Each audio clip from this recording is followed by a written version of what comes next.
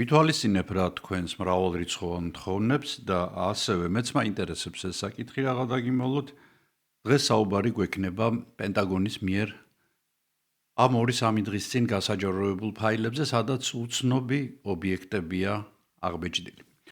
ეს თემა დღეს ძალიან პოპულარულია, რომელიც სააგენტოც არ უნდა ნახოთ, ყველგან წერია მათ შესახებ, Facebook-ი გადაჭრელებულია, Instagram-ი გადაჭრელებულია. მოკლედ ამ სენსაციურ დოკუმენტებზე ძალიან ბევრი ჭორმართალი არსებობს. მე ვეცადე რომ რაღაც გამეფილტრა მთელი ეს ინფორმაცია და თქვენთვის დაწმენდილი სახით მომეწოდებინა. ვისაც მაინც და მაინც ახალი მოვლენები გაინტერესებთ, დროის კოდის მეშვეობით შეგიძლიათ ბოლო 10 წუთზე გადახვიდეთ, მაგრამ სამაგიეროდ გამოგრჩებათ ძალიან ბევრი საინტერესო რამ, რაზეც მე დანარჩენ ვიდეოში ვისაუბრებ. გამარჯობა. დღეს ჩვენ საუბრობთ თემაზე, რომელიც 10 წლეულების განმავლობაში ითვლებოდა კონსპიროლოგიის, სამეცნიერო ფანტასტიკის და ხშირ შემთხვევაში დაცინვის საგნად.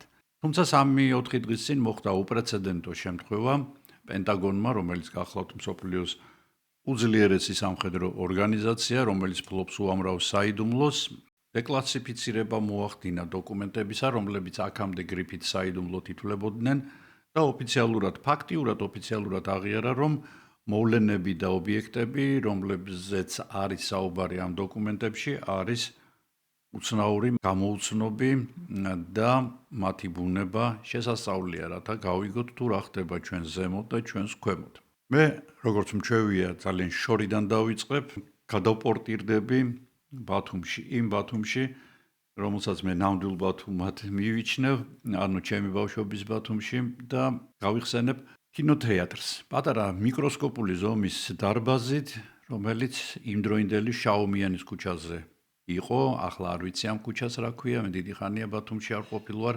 აი ამ კინოს ძალიან ხშირი სტუმრები ვიყავით, ზოგჯერ 2 და 3 სეანსზეც ვესწრებოდით, თუ რამე ძალიან საინტერესო გადიოდა და აქედან გამომდინარე ბევრი რამზე პირად ვიცოდით და ამ კინოთეატრში ბილეთი ღირდა 10 კაპიკი.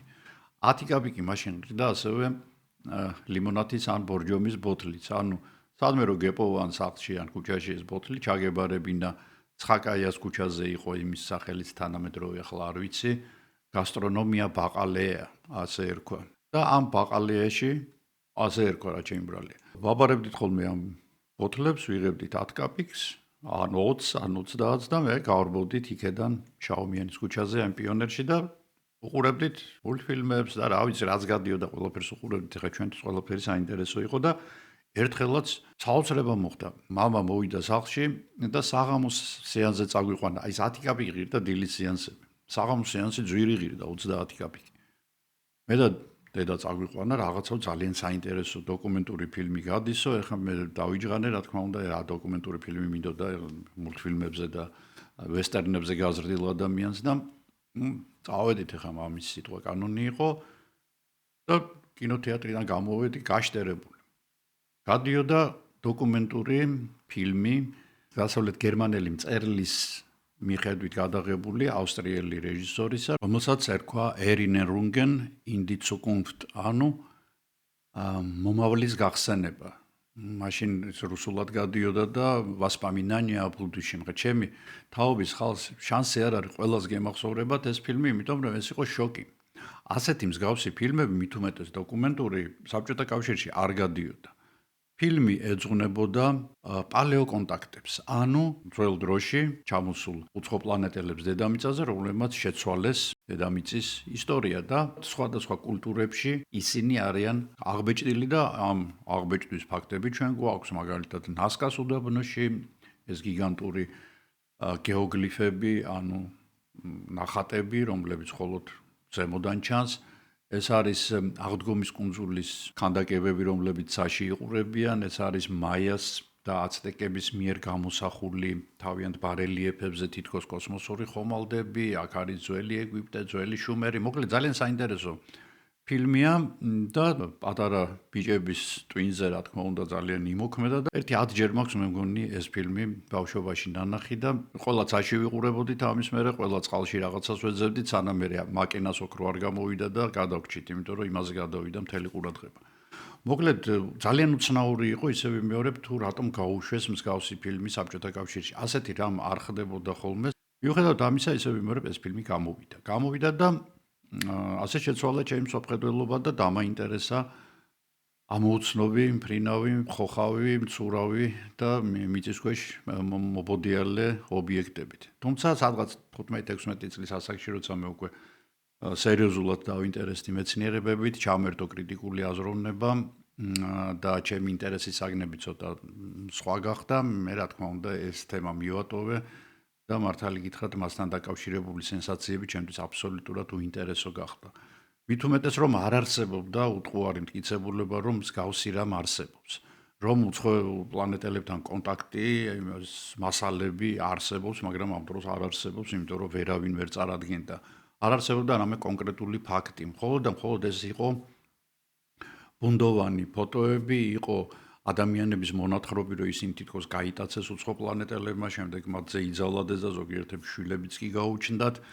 იყო რამდენიმე და ერთი განსაკუთრებით ადამიანი უკვე საბჭოთა საქართველოს პერიოდში, რომელიც ამ საკითხებით სერიოზულად ინტერესდებოდა და ეს უფრო ღია გახდა უკვე, როცა პერესტროიკა დაიწყო და თავისუფლად შეიძლებოდა ასეთ რაღაცებზე საუბარი. ნუ ყოველ შემთხვევაში ეს ჩემი ინტერესების სფეროდან ამოვარდნილი იყო და მართალი გითხრათ, აი უცხო პლანეტელებმა მომიტაცეს, ჩემს ეზოში უცხო პლანეტელების ხომალდი იჯდა და იმან ჩემს ბოსტანში ქინძის გემო გააფუჭა, ასეთი რაღაცების ნაკლებად ჯეროდა. მართალი გითხრათ, ახლაც დიდად არ ვგიჟდები მსგავს თემებზე. მაგრამ ეს მე ვარ და მსოფლიო კი გასული საუკუნის უკვე 40-იანი წლებიდან ამ საკითხებზე მართლა შეირყა. ყველაფერი კი დაიწყო 1947 წელს და მე მოგიყვებით ყველა იმ ფაქტის შესახებ, რომელიც მე მოვიძიე, რომელსაც გაუკეთე სისტემატიზირება, რა თქმა უნდა, მხოლოდ ისინი, რომლებიც ფოტო და კინომასალით არიან დადასტურებული, მოდით ასე ვთქვათ, ან რომლებიც ათეულობით, ან ასეულობით, ან ზოგჯერ ათასობით ადამიანმა თავისი თვალით ნახა და ამის უარყოფა, რა თქმა უნდა, უკვე რთულია და ცოტა უზრდელობაც გამოდის იმ ადამიანებისადმი. მაგრამ მე მინდა წინასწარ გაგაფრთხილოთ. დღევანდელ ვიდეოში მე მომიწევს ჩემთვის ცოტა უჩვეულოდ მოვიქცე, იმიტომ რომ მასალა ძალიან ბევრია. ეს მასალა მე მოვიპოვე ამ ბოლო 2 დღის განმავლობაში, ასე რომ ეს მასალები ჩემს თავში კარგად არ არის გამჯდარი, მით უმეტეს რომ არის უამრავი ფაქტი, თარიღი, ადამიანის სახელები, ადგილები, თვითონ ამ მოვლენების აღწერა და რადგან ეს ჩემი თემა, ისე ვიმეორებ, აი ჩემი კვლევის თემა არ არის, ამიტომ მე ხშირად მომიწევს ხოლმე, ძალიან ხშირად მომიწევს ხოლმე შპარგალკაში ჩახედვა, თუ ეს თქვენ ხელს არ შეგიშლით, რა თქმა უნდა, მიყურეთ, იმიტომ რომ მართლა ძალიან საინტერესო, ჩემთვისაც კი საინტერესო ფაქტებზე უნდა გესაუბროთ. მაღაზიათა ქსელი Family ქუთაისში. უბნის პატარა მაღაზიით დაწყებული ბიზნესი. მაღაზიებისა და მზა საკვების საწარმო Family Food-ის 30 ფილიალი ქუთაისში, ზესტაფონსა და სამტრედიაში. ყველაფერი ერთ სივრცეში. ძირითადი პროდუქტები, ახალი ხილბოსტნეული, საკანცელერიო საგნები, სათამაშოები და გალანდერია. Family Food, მზა საკვები და საკონდიტრო ნაწარმი. საუკეთესო არჩევანი, როცა დრო შეზღუდულია, ხარისხი და გემო კი პრიორიტეტად რჩება. სანამ უშუალოდ თემაზე გადავიდოდეთ, მე ტრადიციისამებრ დიდ მადლობას მოვახსენებ ყველა იმ ადამიანს, რომელმაც ახლახან გამოიწერა და ასეთი ძალიან ბევრია, სხვადასხვა ბოლო კვირაში დაახლოებით 600-მდე გვაქვს მატება. ახეთ აუცილებლად მეგობრებო ძველი ვიდეოებიც, იქ ძალიან ბევრი საინტერესო რამ არის. მე განსაკუთრებული მადლობა მინდა გადაუხადო ყველა იმ ადამიანს, რომელიც გარკვეული თანხით ეხმარება ჩემს არხს, ასეთებიც საკმაოდ არიან უკვე, ამიტომ მე დიდი მადლობა, თქვენ ძალიან მიწყობთ ხელს იმაში, რომ რაღაც ახალი ვნახო, ახალი გავიგო, ცოტა გავაუმჯობესო ჩემი ტექნიკური მონაცემები, ჩემი სტუდიის, ასე დავარქვათ, იმ ადგილს, სადაც მე ვმუშაობ და რა თქმა უნდა, იმ ადამიანებს, რომლებიც წერენ გულთბილ კომენტარებს, აზიარებენ ჩემს ვიდეოებს, ასევე განსაკუთრებული მადლობა იმ პატარებს, ახალგაზრდებს, უბრალოდ რომლებიც ინტერესდებიან ზოგიერთი ჩემი თემით, თუმცა ყველა თემა არ არის მათთვის განკუთვნილი და ცდილობენ რომ მათი გარემომცველი სამყაროს შესახებ მეტი გაიგონ და მეტი წაიკითხონ. ახლა კი დაუბრუნდეთ ძირითად თემას. მაშ ასე საიდან დაიწყო ეს ყველაფერი? როდის გადაიქცა ამ უცნობი მფრინავი ობიექტი სამხედროების თავსატეხად, საზოგადოების თავსატეხად, სენსაციად და ზოგადად ფაქტად, რომლის უარყოფა ძალიან რთულია. Foo Fighter-ები ასე ეწოდებოდა მეორე მსოფლიო ომის გამოცანას, ეს მეორე მსოფლიო ომის ბოლოს ხდება 1944-45 წლებში, როდესაც თვითმფრინავებიდან ამჩნევდნენ სხვადასხვა ობიექტებს, რომლებიც არც რადარზე ჩანდა და არც ისეთები იყვნენ, როგორცაც პილოტები შეჩეული იყვნენ, ხო თქვათ, იქ ჭურვი იყო, რომელიც მათ მხარეს, ან რაკეტა იყო, რომელიც მათ მხარეს გამოისროლეს, ეს იყო მათივე თვითმფრინავი მეგობრული თუ თქვათ მტრის თვითმფრინავი, არა, არაფერს არ გავდა. ეს Foo Fighter-ები ასე ეძახდნენ მათ და ოკეანის თავზე ხდებოდა ძირითადად მსგავსი ობიექტების შეხვედრა, პილოტები სხვათა შორის მათ დაძდევდნენ, როგორც კი სამიზნეში ამოიღებდნენ, ეს ოფიციალურად არის მათ მიერ დაწერილი ოქმებში, როდესაც წინ ბრუნდებოდნენ, რომ ეს არის რაღაც ობიექტი, რომელიც მომენტალურად იცვლის მიმართულებას, ძალიან სწრაფად მოძრაობს, მას შეუძლია ვერტიკალურად გადაადგილდეს ჰორიზონტალურად 90%-ით ან 360 გრადუსზე დატრიალდეს და კვლავ გააგრძელოს გზა, ანუ აკეთებს მანევრებს ისეთნაირს, რომელსაც იმ დროინდელი ვერც ერთი საფრენოსნო აპარატი ვერ გააკეთებდა. გერმანელებს, ამერიკელებზე და ინგლისელებზე ჰქონდათ ეჭვი, რომ მათ რაღაც ახალი ტექნოლოგია მოიგონეს და პირიქით ამერიკელებს და ინგლისელებს და ფრანგებს და მოკავშირეებს ზოგადად ჰქონდათ ეჭვი, რომ გერმანელებმა თავიანთი გენიალური ინჟინერიის წყალობით მოიგონეს რაღაც ახალი, რომელიც შესასწავლია. მოკლედ ეს ყველაფერი რაღაც ანგარიშებში დაფიქსირდა თავის დროზე, შემდეგ ყველამ თქვა, რომ ეს ყველა რასაც თქვენ ყვებით, ეს ყველაფერი ფიზიკის კანონებს ეწინააღმდეგება და შემოდეს მტრიან თაროზე და სხვათა შორის არც საზოგადოებაში იყო ეს ამბავი გამხელილი. ახლა პილოტი რამდენ ადამიანს მოუყვებოდა, ხო? გაზეთებში ეს ამბავი არ იბეჭდებოდა. ტელევიზია მაშინ ჩანასახოვნ მდგომარეობაში იყო, ასე რომ Foo Fighter-ების ისტორია თითქოს მიეცა მივიწყებას. მაგრამ ომი დამთავრდა, დადგა შედარებით ამერიკისთვის ესეთი კარგი წლები, მსუქანი წლები, როგორც მას ეძახიან, ფული ბევრია, ადამიანები გამარჯვებულად გრძნობენ თავს, ყველაფერი კარგად მიდის ქვეყანაში, დოლარი ძლიერია და 1947 წელს კენეთ არნოლდი საფუძველს უყრის მფრინავი თებშების ეპოქას, რომელიც დღემდე გრძელდება. კენეთ არნოლდი გახლავთ ადამიანი, რომელმაც თებშები დაინახა და ეს გახლავთ ადამიანი, რომლისგანაც ეს ყველაფერი დაიწყო. და კენეთ არნოლდი არ გახლდათ ჩვეულებრივი ადამიანი, ეს იყო ძალიან სერიოზული პილოტი, რომელსაც თითქმის 18000 საათი ჰქონდა ნაფრენი, ძალიან ბევრია. ის იყო სამხედრო პილოტი იყო და ასევე იყო ძალიან კირკიტა ადამიანი, ანუ რასაც აკეთებდა ლაზათიანად რო იტყვიან. 1947 წლის 24 ივნისს არნოლდი, სხვადასხვა იმ დროს იგი უკვე ბიზნესში იყო, ელექტრონიკის ბიზნესში და საკმაოდ წარმატებული და მას ყავდა საკუთარი თვითმფრინავი Call Air A2 და იგი ვაშინგტონის შტატში ეგრეთ წოდებული კასკადური მთების მიდამოებში დაფრინავდა. ეს ძალიან უცნაური ადგილია, გეოლოგიურადაც უცნაური ადგილია, ეს არის ვულკანური, აქტიური ვულკანიზმის რეგიონი, აქ გახლავთ 3 დიდი ვულკანი, ეს არის Saint Helens, რომელიც 1988 წელს, ანუ ამ დღეებიდან 33 წლის თავზე ამოიფრქვა და ათეულობით ადამიანის სიცოცხლე შეიწირა. ეს გახლავთ Mount Rainier და კიდევ ერთი ვულკანი, ეს არის Mount Adams. აი ეს ვულკანები ესეთ სამკუთხედს ქმნიან კასკადურ მთებში, საკმაოდ მაღალი და როგორც გითხარით, საკმაოდ გამოჩენილი და ძალიან ლამაზი ვულკანები, აქ არის ეროვნული პარკია ახლა და ძალიან კარგი ტურისტული ადგილია.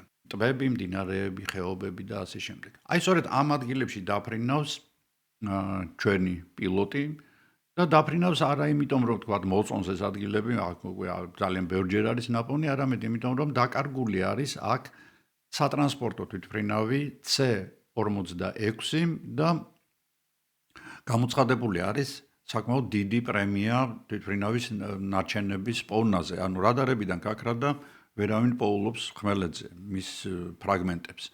და სადღაც $5,000-მდე და 1957 წლის $5,000 საკმაოდ დიდი თანხაა. ამის გამო და თან იმის გამოც რომ თქვა და პატრიოტია ეს კაცი სამხედროა და აინტერესებს დაღუპული პილოტების ბედი, დაფრინავს აი ამ ადგილებში. როგორც თვითონ ამბობს, ნათელი დღე იყო დაახლოებით 15 საათზე, როდესაც მე 2800 მეტრის სიმაღლეზე ვიმყოფებოდი, დავინახე კაშკაშა ლურჯი ფერის ნათება, რომელიც თვითმფრინავზე აირეკლაო. თავიდან მეგონა რომ ეს სხვა თვითმფრინავის ფრთიდან არეკლილი მზე იყო, თუმცა როდესაც მარცხნივ გავიხედე, დავინახე ის, რაც ამაც მთელი ჩემი ცხოვრება შეცვალა.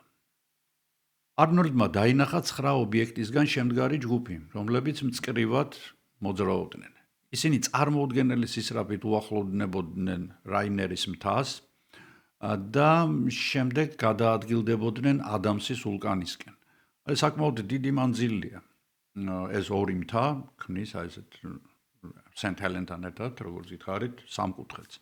არნოლდის აღწერით ეს ობიექტები არ ჰგავდნენ არც ერთ მაშინდელ თვითმფრინავს ან რამე საფრენოსნო დანადგარს, რა ვიცი, გვერდფრენი იყო, თქვათ დირიჟაბლი ან საჰაერობურთი და ასე შემდეგ. მათ, როგორც არნოლდი ამბობს, არ ჰქონდათ კუდი, არ ჰქონდათ ფრთები, ისინი იყვნენ თხელი, ბრტყელი და ჰქონდათ სარკისებური ზედაპირი, რომლისგანაც მზე ირეკლებოდა და სწორედ ეს ანარეკლი დაინახა არნოლდმა.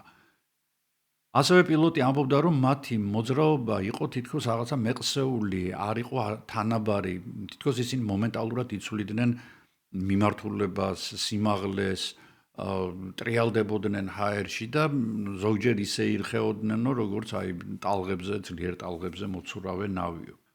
როგორც გამოცდილმა პილოტმა არნოლდმა სადა მათი სიჩქარის გამოთვლა და გამოთვალა კიდეც დანიშნა დრო, რომელიც ობიექტებს დაშირდათ რაინერის მთიდან ადამსის მთამდე რომ მისულიყვნენ. ეს იყო დაახლოებით 80 კილომეტრი და არნოლდის გამოთვლების მიხედვით ობიექტები ავითარებდნენ იმ დროისთვის წარმოუდგენელ სისწრაფეს და დღეისთვისაც 1700 მილი, ანუ დაახლოებით 2700 კილომეტრი საათში. და არნოლდის მიერ დაფიქსირებული სიჩქარე მაინც აღემატება, სამჯერ აღემატება მანამდე ნებისმიერი თვითმფრინავის მიერ განვითარებულ სიჩქარეს. არნოლდი დაეშვა აეროპორტში, ქალაქ იაკიმიში და მან თავისი ამბავი მეგობრებს და აეროპორტის თანამშრომლებს უამბო. მეორე დღეს ჟურნალისტები მიადგნენ მას და აი აქ მოხდა უკვე ისტორიული გაუგებრობა, რომელმაც მთლიანად შეცვალა მფრინავი ობიექტების სახელები და ალბათ ეს სახელი დღეს უკვე პატარა ბავშვმაც იცის. კერძოდ, არნოლდმა ობიექტების ფორმის აღწერა როცა დაიწყო, მან თქვა, რომ ეს იყო დაახლოებით ბუმერანგის ფორმის ობიექტი. ბრტყელი იყო, მაგრამ ჰქონდა ბუმერანგის ფორმა, აი როგორც თებში წყალზეო, აი ესეთნაირად ხტებოდა ხოლმეო. ან ტრიალებდა, შემდეგ აი ესეთ ნახტომებს აკეთებდა და აქედან გამომდინარე ჟურნალისტებმა დაწერეს, ალბათ ერთმა ჟურნალისტმა, ეხლა ბევრი არ მიადგებოდა არნოლდს, დაწერა, რომ პილოტმა დაინახა მფრინავი თებშები და მორჩა უკვე აი თითქმის უკვე 80 წელია მეტი, რაც ამ ობიექტებს ჩვენ ძალიან მოკლედ თვითმფრინავ თებშებს ვეძახით და ალბათ მეც გამოვიყენებ ხოლმე ამ ტერმინს, რომელიც ოფიციალურად ასე ჟღერს. ამოუცნობი მფრინავი ობიექტი, UFO, Unknown Flying Object. არნოლდის ამბავმა მსოფლიო მოიცვა, ძალიან სწრაფად გავარდა მისი სახელი და მის მიერ აი ესეთი რაღაცების პოვნა, მანამდეც ყოფილა მსგავსი ცნობები, მაგრამ არ აქცევდნენ მათ ყურადღებას და ეს იყო პირველი შემთხვევა, როცა ინფორმაცია მოდიოდა საკმაოდ ავტორიტეტული პირისგან, არა ვიღაც დიასახლისისგან, არამედ პილოტისგან, რომელიც ისე ვიმეორებ, საკმაოდ გამოცდილი სამხედრო პილოტი გახლდათ. იგი დაიბარეს საჰაერო ძალებში, მოუწყვეს დაკითხვა და მიუხედავად იმისა, რომ სამხედროები ოფიციალურად სკეპტიკურად იყვნენ განწყობილი ამ ადამიანის მონათხრობის მიმართ, სწორედ არნოლდის შემთხვევა აიძულა ისინი, რომ დაეწყოთ საიდუმლო პროექტი, რომელსაც დაარქვეს Project Sign, რომელიც მოგვიანებით ლურჯ წიგნად გადაიქცა და ამ ლურჯ წიგნის საკითხვა ძალიან ბევრს უნდოდა. არნოლდი სიცოცხლის ბოლომდე ამტკიცებდა, რომ ის, რაც მან კასკადური მთების ვულკანთა სამკუთხედში დაინახა, იყო რეალური, მატერიალური ობიექტები, რომლებიც იმართებოდა ინტელექტის მიერ. სხვანაირად ისინი ასეთ მოძრაობებს ვერ გააკეთებდნენ. თუ ეს ჩვენი არ არის, წერდა არნოლდი, მაშინ ვიღაცა სხვა დაბოგინობს ჩვენს ცაზე და ჩვენ არ ვიცით.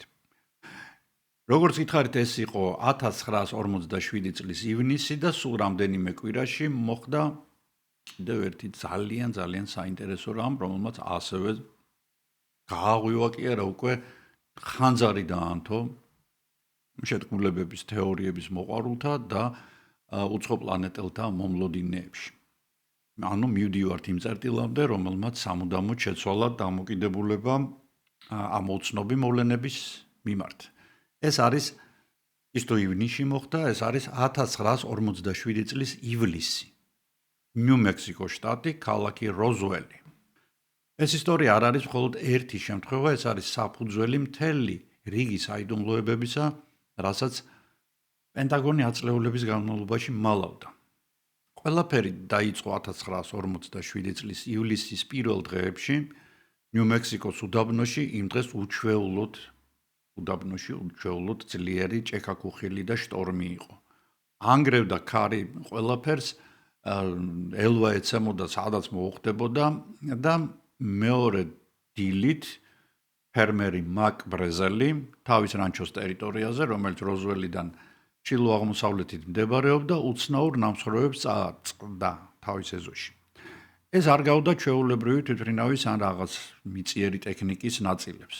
ბრეზელი აღწერდა მასალას, რომელიც იყო წარმოუდგენლად მსუბუქი და ამავე დროს ძალიან გამძლე. მასალა გავდა ფოლგას, მაგრამ მისი დაჭმუჭნა შეუძლებელი იყო. ის დაჭმუჭნიდა, მაგრამ როგორც კი ხელს გაუშვებდი, იგი იბრუნებდა საკუთარ ფორმას. ნამსხვრევებს შორის იყო ძალიან უცნაური, მსუბუქი ძელები, რომლებზეც თვითმხილველთა თქმით დატანილი იყო იისფერი სიმბოლოები, რომლებიც იეროგლიფებს მოგვაგონებდა. ბრეზელმა ნანახი ადგილობრივ შერიფს ჯორჯ უილკოქსს შეატყობინა, მან კი როზუელის არმიის საჰაერო ბაზას და შემთხვევის ადგილზე დაზვერვის ოფიცერი მაიორი ჯესი მარსელი გაიგზავნა. სწორედ აქ მოხდა ის, რაც მანამდე და მას შემდეგ არასდროს განმეორებულა კაცობრიობის ისტორიაში. 1947 წლის 8 ივლისს როზუელის სამხედრო ბაზამ ოფიციალური პრეს-რელიზი გამოსცა. სათაური იყო შოკის მომგვრელი. ჩვენ ხელთ ვიგდეთ მფრინავი დისკი რანჩოზე როზუელის რეგიონში. ეს ინფორმაცია როგორც ატომური ბომბი ისე გასკდა მსოფლიოში და გასაგებიც იყო, იმიტომ რომ თვით სამხედროები და გასაიდუმლოებული ორგანიზაცია ადასტურებდა, რომ რაღაც არამიწიერი იპოვეს. თუმცა ეიფორია დიდხანს არ გაგრძელებულა, სულ რამდენიმე საათში ძალიან ოპერატიულად ეთყობა მივიდა ცნობა მათდამი, რომ ეს ყველაფერი უნდა შეეცვალათ და ფორტ ვორტის ბაზიდან გენერალმა როჯერ რამეიმ, რომელიც სპეციალურად ჩავიდა ფორტში, განაცხადა, რომ მოხდა შეცდომა და მისი თქმით ის, რაც ფერმერმა იპოვა, არ იყო მფრინავი თებში, არამედ ჩვეულებრივი მეტეოროლოგიური ზონდი იყო, რომელიც რადარებისთვის ამრეკლი ზედაპირით იყო დაფარული. პრესაში გამოჩნდა ფოტოები, სადაც ჯესი მარსელი მეტეოროლოგიური ზონდის ნაფლეთებთან ერთად პოზიორობს და საზოგადოებამ ეს ვერსია დაიჯერა ან დააჯერეს. და როზუელი სხვათა შორის 30 წლით მიივიწყეს. ინტერესი როზუელის მიმართ გაცოცხლდა გასული საუკუნის 70-იანი წლების ბოლოს, როცა უფოლოგმა სტენტონ ფრიდმანმა იპოვა უკვე გადამდგარი მაიორი ჯესი მარსელი, რომელიც მივლენილი იყო და პირველმა ნახა ეს ნამტვრევები, ხო, ეგრეთ წოდებული ნამტვრევები. და მარსელმა მას პირდაპირ განუცხადა, რომ ფოტოებზე, რომელიც 1947 წელს გამოქვეყნდა, სხვა მასალა იყო. ის, რაც მე რეალურად რანჩოზე ვნახე, დედამიწაზე დამზადებული არ იყო, თქვა მაიორმა. 1994 წელს მზარდი ზეწოლის გამო აშშ-ის საჰაერო ძალებმა გამოაქვეყნეს ანგარიში, სადაც აღიარეს, რომ მეტეოროლოგიური ზონდის ვერსია ტყუილი იყო. სინამდვილეში ეს იყო საიდუმლო მიწიერი ამერიკელების პროექტი მოგული, Project Mogul. ეს იყო გრძელი ანტენების სისტემა, რომელიც მაღალ ატმოსფეროში უნდა აეყვანათ, რათა საბჭოთა კავშირის ბირთვული გამოცდების ხმა დაეჭირათ. ვინაიდან პროექტი გასაიდუმლოებული იყო, მათ ერჩივნათ ეთქვათ, რომ ეს არის მეტეოროლოგიური ზონდი. როზველის ისტორიის ყველაზე საკამათო ნაწილს წარმოადგენს ბიოლოგიურ ობიექტთა ამბავი და არსებობს არაერთი ჩვენება და მათ შორის გლენ დენისის ადგილობრივი მესაფლავის სხვათა შორის, რომელიც ამტკიცებდა, რომ ბაზაზე დაინახა პატარა ჰუმანოიდური სხეულები. ხა მესაფლავემ რანაირად დაინახა ეს ჰუმანოიდები მე არ ვიცი, მაგრამ ყოველ შემთხვევაში ეს ის პერიოდია, როცა უკვე ყველაფერს იჯერებს. 1997 წლის ანგარიშში, ანუ თითქმის 30 წლის წინადელ ანგარიშში, პენტაგონი ამასაც ახსენებს და ამბობს, რომ 50-იან წლებში ტარდებოდა ექსპერიმენტები პარაშუტებით და გამოიყენებოდა მანეკენები. სამხედროების ვერსიით ეს ანუ როგორ დაიმტრეოდა თქვა ადამიანი რა მოწყდებოდა ეს ახლა მანქანებშიც არის კრაშ ტესტებს უცა ატარებენ ხოლმე მანეკენს ჩასვამენ და აბავენ მიატყამენ მანქანას რაღაცას და დაზიანებებს აფიქსირებენ. და სწორედ ეს იყო როგორც პენტაგონი ამბობდა 97 წლის ანგარიშში. ნუ ახლა ჩვენ ბიოლოგებმა რა თქმა უნდა ვიცით რამდენად რთულია ორგანიზმის შენარჩუნება კატასტროფის დროს თუ კი მართლა იყო ესეთი ბიოლოგიური მასალა რანაირად გადარჩებოდა ეს თუ ასე დაიშალა ეს ხომალდი თქვათ ჩავთვალო და შეგიჯდა ბიოლოგიური არსება ხო რაღაც უცხო პლანეტური თუ უცხო გალაქტიკური არ აქვს მნიშვნელობა როდესაც ეს დაიშლებოდა ეს აპარატი რა თქმა უნდა ისიც დაიშლებოდა და ესე მთლიან ფორმას ვერ შეინარჩუნებდა როგორც არის ზოგიერთ ნახატში ან ფოტოში, ეგრეთ წოდებულ ფოტოში. მიუხედავად ესეთ სკეპტიკური განწყობისა, მაინც არის რამდენიმე კითხვა მოგულის ვერსიაში რომ ეჭვი შევიტანოთ, იმიტომ რომ აი მაგალითად თუ სათვალთვალო ზონდი იყო, რატომ დასჭირდათ ასეთი მკაცრი გასაიდუმლოება 10 წლეულების მანძილზე, ხო? იქიდან 97 წლამდე 47 წლიდან გავიდა 50 წელი. და მეორე რატომ იხსენებდნენ გამოცდილი სამხედრო პილოტები და დაზვერვის ოფიცრები მასალებს, რომელთა ანალოგი მაშინდელ ინდუსტრიაში არ არსებობდა. მოკლედ ამ უნდობლობამ შექმნა ის ნიადაგი, რომელზეც უკვე აღმოცენდა დღევანდელი დეკლასიფიცირებული ფაილები, შეთქმულებათა თეორიები, უფოლოგია და ასე შემდეგ. თავიდანვე რომ სიმართლე ეთქვათ, ალბათ ეს ყველაფერი ცოტა ნაკლები ძალებით იქნებოდა წარმოდგენილი დღეს. შემდეგ თავს მე დავარქვი დიდი დუმილის წლები, ანუ ყველაზე ხმაურიანი ინციდენტები 1947 წლიდან მოყოლებული 2004 წლამდე. პირველი ვაშინგტონის ალყა, ანუ The Washington Flap. ახლა გადავდივართ მოვლენაზე, რომელმაც 1952 წლის ზაფხულში ამერიკის შეერთებული შტატების დედაქალაქი ნამდვილი პანიკის ზღვარზე მიიყვანა. ამ ინციდენტს ხშირად ვაშინგტონის შემოსევას ან ვაშინგტონის დიდი ნათებების სახელით მოიხსენიებენ.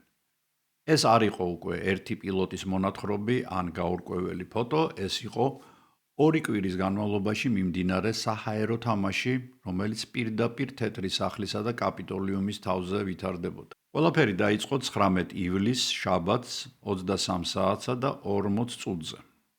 ვაშინგტონის ნაციონალური აეროპორტის რადარის ოპერატორმა ედვარდ ნუგენტმა დააფიქსირა 7 ობიექტი, რომლებიც რადარზე უცნაურად მოძრაობდნენ. ისინი არ მიყვებოდნენ არც ერთ დადგენილ საჰაერო დერეფანს. იმისთვის რომ გამოერიცხა აპარატურის გაუმართავობა, ნუგენტმა გადაამოწმა მონაცემები სხვა რადარზეც. შედეგი აბსოლუტურად იგივე იყო. უფრო მეტიც, ენდრიუსის სამხედრო საჰაერო ბაზამ, Air Force Base-მა დაადასტურა, რომ მათი რადარებიც ხედავდნენ, რადარებზეა საუბარი და არა ვიზუალურ დაკვირვებაზე ჯერ. მათი რადარებიც ხედავენ იმავე ობიექტებს. და ეს არ იყო მხოლოდ წერტილები რადარზე. ენდრიუსის ბაზის მორიგი ოფიცერმა უილიამ ბრეიდიმ ცაზე დაინახა ნარინჯისფერი ცეცხლოვანი ბურთი, რომელიც წარმოუდგენელი სისწრაფით გადაადგილდებოდა და მკვეთრ მანევრებს აკეთებდა. პარალელურად კომერციული ავიახაზების პილოტი, კაპიტანი სუეზი, რომელიც ვაშინგტონში დასაშვებად ემზადებოდა, იტყობინებოდა, რომ ჩემს წინ 6 კაშკაშა ნათებაა. მათ არ აქვთ ფრთები, არ აქვთ კუდი, მაგრამ ისინი ჩემზე გაცილებით სწრაფად და მანევრირებულად მოძრაობენ. ფაქტიურად სიტუაცია კონტროლიდან გამოდის, პენტაგონმა გასცა ბრძანება გამანადგურებლების ჰაერში აჭრის შესახებ, თუმცა აქ მოხდა ძალიან საინტერესო რამ, როგორც კი F-94 Starfire ტიპის თვითმფრინავები ვაშინგტონის ცაზე გამოჩნდნენ, ობიექტები რადარებიდანაც და ხილვადობიდანაც აორთქლდნენ. მაგრამ თვითმფრინავებმა იფრინეს, სანამ საწვავი არ დაწვეს, დასკდნენ თუ არა ეს მანათობელი ობიექტები კვლავ გამოჩნდნენ. ეს იყო კატათაგობანას თამაში, სადაც უმაღლესი დონის ტექნოლოგიები იყო ჩართული. ზუსტად ჩაწყნარდა ეს სიტუაცია, რაღაც მომენტში გაქრნენ ეს ობიექტები, მაგრამ ზუსტად ერთ კვირაში 26 ივლისს მოვლენები ფოტოგრაფიული სიზუსტით განმეორდა. უფრო მასშტაბური იყო. ობიექტები კვლავ გამოჩნდნენ ვაშინგტონის თავზე და ამჯერად პილოტმა ალბერტ ჰაკლინმა შეძლო ერთ-ერთ ობიექტთან მიახლოება. მან აღწერა ის როგორც უზარმაზარი თეთრი ნათება. თუმცა როგორც კი პილოტი იარაღის სისტემის გამოყენებას შეუდგა, ობიექტი წამში გაქრა და რამდენიმე კილომეტრის მოშორებით გამოჩნდა. ჰაკლინი კვლავ დაეწია ობიექტს, კვლავ ამოიღო სამიზნეში, ობიექტი კვლავ გაქრა და უკვე მარცხენა მხარეს რამდენიმე კილომეტრში გამოჩნდა. წავიდა ჰაკლინი მისკენ და მოკლედ ეს 7ჯერ განმეორდა მსგავსი რამ და ბოლო-ბოლო პილოტს თვითმფრინავს პროფესორად საწვავი გაეცალა და ჰაკლინი დაჯდა. ამერიკულ პრესაში დაიწყო ნამდვილი ისტერია, იმიტომ რომ ბევრმა ადამიანმა დაინახა უკვე ეს ყველაფერი, ბევრი ადამიანი იყო ამის მოწმე, იყო სათაურები უწყებოდნენ რომ მფრინავი თებშები ვაშინგტონის თავზე და ასე შემდეგ. მოკლედ პრეზიდენტი ჰარი ტრუმენი უკავშირდება საჰაერო ძალების გენერალ-მაიორ ჯონ სამფორდს და სთხოვს კითხვებზე პასუხს. 29 ივლისს პენტაგონმა გამართა ყველაზე დიდი კონფერენცია მეორე მსოფლიო ომის შემდეგ, რომელიც ესეთ რაღაცას უცნაურ რამეს მიეძღვნა, ხო? გენერალმა სამფორდმა საზოგადოებას მიაწოდა ვერსია, რომელიც მოგვიანებით კრიტიკის ქალცეცხლში გაატარეს და მან განაცხადა, რომ ეს ყველაფერი იყო ტემპერატურული ინვერსია. რაც წარმოადგენს ტემპერატურული ინვერსია. ეს არის მოვლენა, როდესაც სითბოთი გაჯერებული ჰაერი თავზე მოექცევა ხოლმე ცივ ჰაერს და ამ დროს ზოგჯერ ჩნდება ხოლმე სხივები ტყდება, მზის სხივები და უცნაური ნათებები ჩნდება. მაგრამ ინვერსია რადარზე არ ჩანს. პლუს იგი არის მას ახასიათებს ძალიან სუსტი ნათება, თუ ახასიათებს და როგორც წესი ეს არის ესეთი ბუნდოვანი ნელა გადაადგილებადი ლაქები.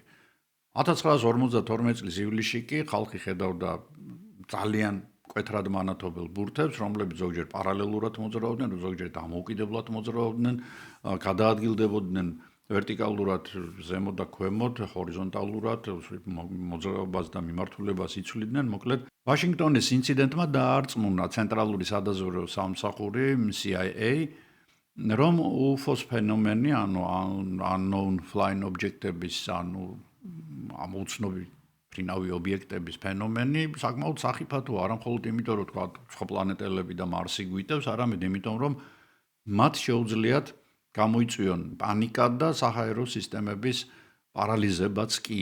CIA-მ შექმნა ეგრეთ წოდებული რობერტსონის პანელი, რომელმაც გასცა რეკომენდაცია ამოუცნობი მფრინავი ობიექტების თემა უნდა გახდეს დებუკინგის, ანუ გაშარჟების, გაკარიკატურების სამიზნე, რათა საზოგადოებამ დააკარგოს ინტერესი და არ გადატვირთოს სამხედრო არხები.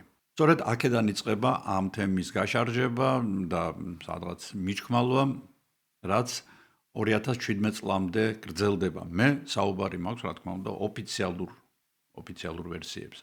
1976 წელი. და თუ ჩვენ წინა შემთხვევებში საუბრობდით ვიზუალურ დაკვირვებებზე, რადარების დაკვირვებებზე, უკვე 1976 წლის 19 სექტემბრის ღამეს ირანის დედაქალაქ თეირანის თავზე მოხდა რაღაც უფრო მასშტაბური. ეს იყო პირდაპირი ტექნოლოგიური დაპირისპირება თანამედროვე გამანადგურებლებსა და ამოუცნობ ობიექტებს შორის. ეს ინციდენტი იმდენად სერიოზულია, რომ მასზე შედგენილია მოხსენება, რომელიც აშშ-ს პრეზიდენტს გაეგზავნა. გაეგზავნა თეთრ სახლს და ცენტრალურ სადაზვერვო სააგენტოს. მაშასე, ყველაფერი დაიწყო ღამის პირველის ნახევარზე თეირანის მეჰრაბადის აეროპორტის საკონტროლო კოშკიდან. აქ შევიდა რამდენიმე ზარი მოქალაქეებისგან, რომლებიც ჩრდილოეთით თეირანის ცაზე კაშკაშა ვარსკვლავის მსგავს ობიექტს ხედავდნენ. მორიგე დისპეჩერმა, მისი სახელი ცნობილია, ჰოსეინ პირუზიმ, ბინოკლით დაინახა ობიექტი, რომელიც სიმციმებდა ლურჯი, მწვანე, წითელი და ნარინჯისფერი ნათებით. რაც მთავარი, როდესაც ობიექტი აეროპორტის რადარზე გამოჩნდა, დისპეჩერმა გააცნობიერა, რომ ეს არ იყო თვითმფრინავი და იგი დაუყოვნებლივ დაუკავშირდა ირანის საჰაერო ძალების სარდლობას. ირანის საჰაერო ძალების გენერალმა იუსუფიმ ჰაერში აჭრის ბრძანება გასვა და F-4 Phantom 2 გამანადგურებელი, რომელსაც ლეიტენანტი იადი ნაზერი მართავდა, 70 კილომეტრის მოშორებით თეირანიდან ჩრდილოეთით მიუახლოვდა ობიექტს. როგორც კი თვითმფრინავი ობიექტს 45 კილომეტრის მანძილზე მიუახლოვდა, F-4-ის მთელი ელექტრონიკა და კავშირგაბმულობის სისტემა გაითიშა. პილოტმა დაკარგა კონტროლი იარაღის სისტემებზე და რადიოკავშირზე და მან მიიღო ერთადერთი სწორი გადაწყვეტილება ხელის რეჟიმში მოეტრიალებინა თვითმფრინავი და ბაზისკენ წამოსულიყო. როგორც კი ობიექტს დაშორდა, თვითმფრინავის ყველა სისტემა სასაულებრივ ჩაირთო. გენერალმა იუსუფიმ მეორე გამანადგურებელი ააფრინა, რომელსაც ასევე გამოცდილი მაიორი ფარვიზ ჯაფარი მართავდა. ჯაფარიმ შეძლო ობიექტის რადარზე ჩაჭერა და მისი აღწერით ობიექტი რადარზე ისეთივე კვალს ტოვებდა, როგორცაც Boeing 707 ტიპის საწვავ გამმართველი თვითმფრინავი, რომელიც ძალიან დიდი ზომის იყო. ვიზუალურად ჯაფარი აღწერდა ობიექტს როგორც კაშკაშა ალმასის ფორმის აპარატს, რომლის შიგნითაც სხვადასხვა ფერის ნათურები ანთია და ისინი თითქოს ბრუნავენ. ინციდენტის ყველაზე დრამატული მომენტი დადგა მაშინ, როდესაც მთავარი ობიექტიდან გამოიყო პატარა კაშკაშა ფერის სფერო, რომელიც პირდაპირ ჯაფარის თვითმფრინავისგან დაიძრა. მაიორმა ჩათვალა, რომ მას თავს ესხმიან და გადაწყვიტა Sidewinder-ის ეს ჰაერი ტიპის რაკეტაა, ამ ტიპის რაკეტის გაშვება, მაგრამ იმავე წამს, როდესაც მან რაკეტის გაშვების ღილაკს თითი დააჭირა, თვითმფრინავის იარაღის მართვის პანელი და კავშირგაბმულობა სრულიად გაითიშა. ჯაფარიმ სცადა მანევრირება, რათა თავი დაეღწია მომავალი სფეროსგან, მაგრამ სფერომ უბრალოდ ჩაუფრინა მას, გააკეთა მკვეთრი წრე და კვლავ მთავარ ობიექტს შეუერთდა. ყველაფერი ამის განმავლობაში თვითმფრინავში მკვდარი იყო ყველანაირი ელექტრონიკა. თითქოს ამით უნდა დამთავრებულიყო ყველაფერი, მაგრამ ჯაფარიმ კვლავ დაინახა, როგორ გამოეყო მთავარ ობიექტს კიდევ ერთი სფერო, რომელიც ამჯერად მიწისკენ დაეშვა. ჯაფარი მონიშნა ეს ადგილი და ეს გახლდათ თეირანის მახლობლად მშრალი ტბის რეგიონი. როგორც კი ეს ყველაფერი დასრულდა, ჯაფარის დაუბრუნდა თვითმფრინავის მართვის უფლება მისცა ამ ობიექტმა და იგი დაბრუნდა მშვიდობიანად ბაზაზე. მეორე დილით ვერტფრენი გაუშვეს იმ ადგილას, სადაც ჯაფარი თქვა, რომ მეორე ობიექტი დაეშვა, მაგრამ ამაოდ ვერაფერი იპოვეს, თუმცა აღმოაჩინეს, რომ იქ ძალიან გაზრდილი არის რადიაციული ფონი და ასევე რაღაცა ნივთიერებაა მიწაზე. ახლა თუ ეს ნივთიერება, რა თქმა უნდა, აიღებდნენ ამ ნივთიერებას და შეისწავლიდნენ, მაგრამ ამის შესახებ არაფერია ცნობილი. ყოველ შემთხვევაში მე ვერსად მოვიპოვე, თუ სადმე თქვენ ნახოთ. ბატონო, დიდი სიამოვნებით დაწერეთ კომენტარებში და ეს ძალიან კარგი იქნება. ადგილობრივი მოსახლეები ყვებოდნენ, რომ ღამით მათ დაინახეს ანალოგიური რაც ჯაფარიმ, ანუ დიდი კაშკაშა ობიექტი, რომელსაც გამოიყო პატარა ობიექტი, რომელიც მათი სოფლიდან რამდენიმე კილომეტრში სავარაუდოდ დაეშვა, დაშვებული ნახეთო, მაგრამ აფრენილი აღარ გვინახავს. ამერიკის თავდაცვის სადაზვერვო სააგენტომ შეადგინა ანგარიში, სადაც ინციდენტი 4 კრიტერიუმით შეაფასა როგორც კლასიკური შემთხვევა. ეს მოგეხსენებათ პერიოდი არის რეზა ფეხლევის, ანუ შახის პერიოდი, როდესაც ირანი მჭიდროდ თანამშრომლობს ამერიკასთან და ამიტომ ფაქტიურად ყველა მონაცემი ამერიკაში მიდიოდა, რა თქმა უნდა, და მათივე გამოზრდილი იყვნენ ის პილოტები და მათივე თვითმფრინავები იყო, რომლებზეც ირანელები დაფრინავდნენ.